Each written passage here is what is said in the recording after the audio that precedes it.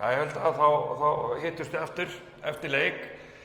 Ertu ekki bara nokkuð stolt af liðinu eftir þennan leik? Það vantar Kana, það vantar Ísabellu, en þið gefið Njarðvík bara hörkuleikinn í lokin?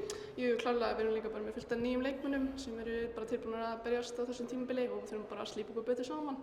Og þetta er bara svona fyrsti leikur og við erum svona aðeins að komast í okkar bara. Þannig já. Já, hvað breytist í hálfleik? Var eitthvað sem Lalli og Nökkvi, voru að breyta vörninni eða? Sko sóknarleikurinn okkar var yfir höfuð kannski svona frekar dapur í byrjun og sögum við okkur bara að fara í svona kannski einfaldari aðgerðir og leið við byrjum að gera það þá byrjaði þetta að ganga upp í okkur. Er það ekki alveg viturstærð í þessari deild að það munar mjög mikið Kana, er það ekki? Brittany, þið áttið í vandræðum með þeirra Kana, hann skoraði mikið hérna í fyrri hálfleik.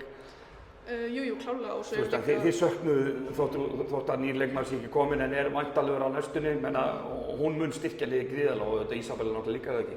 Já, klárlega, náttúrulega vantar eins og segir Alexis og Ísabellu inn í þetta en samt sem aður þá getum við alveg gert betur kannski á Brittany, ekki að vera kannski að skora svona mikið, þú setur öllu góð en eins og segir, já, hún vantar náttúrulega 2 leikmenn. Já, þannig að þegar þær verða komnar tilbaka og svona þið búin að slípa ykkur til, eru þið ekki klárlega eitt af þessum liðum sem ætla sér bara alla leið?